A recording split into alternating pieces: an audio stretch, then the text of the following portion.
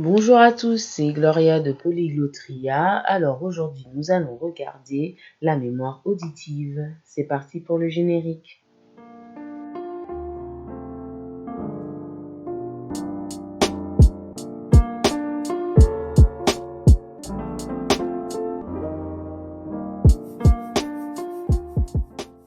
La mémoire auditive, c'est une mémoire qui me tient particulièrement à cœur parce que c'est la mienne.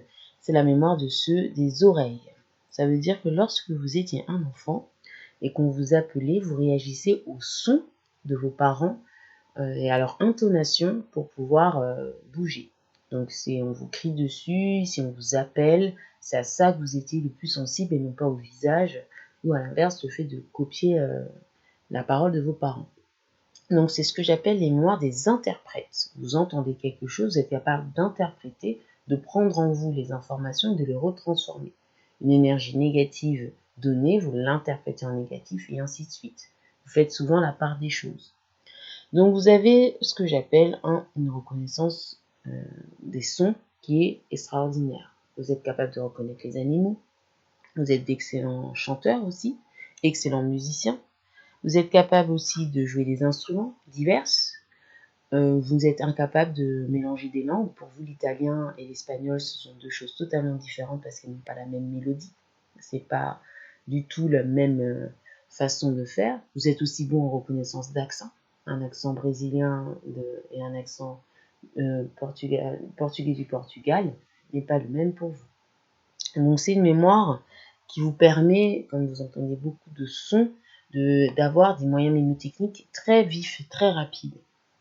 L'autre avantage, c'est que vous, par contre, quand vous racontez une histoire, vous êtes capable de reconstituer les dialogues.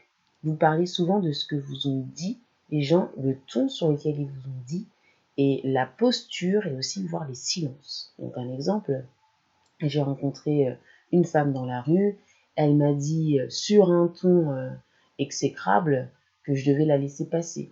Pour vous, c'est très important de détailler toujours le ton des choses, de détailler les émotions que vous recevez quand vous racontez quelque chose. Et vous racontez, moi j'ai répondu vraiment sur ce ton-là, vous ne parlez pas comme ça, etc., etc. Donc ça, c'est vraiment très mémoire auditive. Un autre aspect qui est intéressant, c'est que pour vous, les sons, vous êtes aussi très, dans l'émotion des paroles. Donc ça veut dire que si quelqu'un vous fait une promesse, si quelqu'un vous dit qu'il va faire quelque chose, vous êtes très à cheval sur les mots. Vous ne supportez pas que quelqu'un ne tienne pas sa parole. C'est quelque chose qui est inconcevable pour vous. Ce n'est pas donc dû uniquement à vos caractères, au respect ou à, c'est dû à votre mémoire, puisque votre mémoire, elle n'oublie pas facilement les choses. Elle a une façon de retenir, elle est comme un disque dur de paroles, et vous êtes capable même de refaire des dialogues à la virgule près. Et l'exactitude, ce qui fait que beaucoup vous craignent. Oh mon Dieu, si je tiens pas ma parole, elle va me redire. Si vous avez déjà entendu des personnes parler ainsi de vous, c'est que vous avez sûrement une mémoire auditive. Donc pour moi, si vous avez cette mémoire, vous pouvez être comme moi une polyglotte auditive. Vous entendez des langues, vous ne les oubliez pas. Donc pour vous, pas le choix, il faut entendre des sons. Il faut entendre des chansons, il faut regarder des séries, il faut regarder des films, il faut écouter des podcasts, il faut regarder des vidéos. Il faut entendre les choses. Vous avez besoin de les écouter pour que votre mémoire fasse elle-même son travail magique de rangement à l'intérieur des informations. Ça peut être quelque chose de très simple si vous apprenez. Vous pouvez vous enregistrer en train de lire un cours et vous le réécoutez comme un MP3. Ou faire tout simplement des notes vocales et vous réécoutez. Vous n'oublierez beaucoup moins les choses que si vous les lisez. Donc l'avantage, c'est que toutes ces méthodes-là, vous avez besoin aussi souvent d'un casque, d'écouteurs. Il faut bien écouter, il faut être certain des sons que vous entendez. Mais l'inconvénient, c'est l'écrit. Pour vous, par exemple, une langue qui ne s'écrit pas comme elle parle, c'est un gros problème.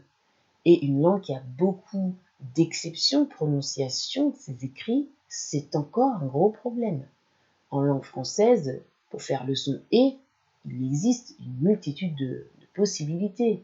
Quand je dis « c », dans vos yeux, qu'est-ce qui apparaît? Est-ce que c'est CES, SES, S-A-I-S, S-A-I-T, C'-E-S-T, S'-E-S-T. Vous vous rendez compte, S-E accent, tout simplement. Vous vous rendez compte donc qu'il y a une multitude de possibilités en langue française pour faire le même son. Donc c'est un cauchemar pour un auditif, un cauchemar, parce que du coup il doit se dire, en fonction de ce qu'il écoute, de ce qu'il lit, attention, les sons doivent être les mêmes. Donc c'est très important pour vous, vraiment, vous devez apprendre des langues, écoutez-les avant de les lire. Écoutez-les avant de les lire, je le répète, surtout ne les apprenez pas par des livres, apprenez-les par les audios. Elles vont rentrer beaucoup plus facilement. Et je répète, ces méthodes ne sont pas uniquement pour les langues, elles sont aussi faites pour que vous puissiez apprendre n'importe quelle chose dans votre existence. Vous devez les écouter. Vous devez vous concentrer sur les mots. Donc vraiment retenez ça. Et puis si jamais vous êtes comme moi, la magie c'est que vous pouvez donc être polyglotte auditivement beaucoup plus facilement que n'importe quelle autre mémoire. Et c'est mon cas, une dizaine de langues. Je n'oublie jamais les langues et je chante beaucoup plus de langues que je ne parle, parce que j'en écoute énormément.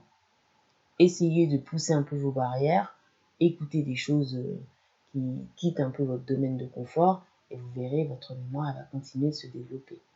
Donc pour la nourrir, écoutez les choses.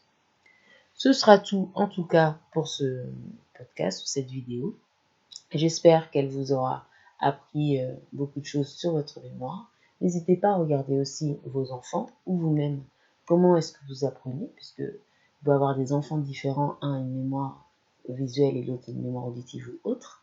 C'est toujours intéressant pour mieux comprendre quelle méthode leur apporter. N'oubliez pas ça. Je vous dis donc à très bientôt pour un prochain podcast ou une autre vidéo. Merci, ciao ciao.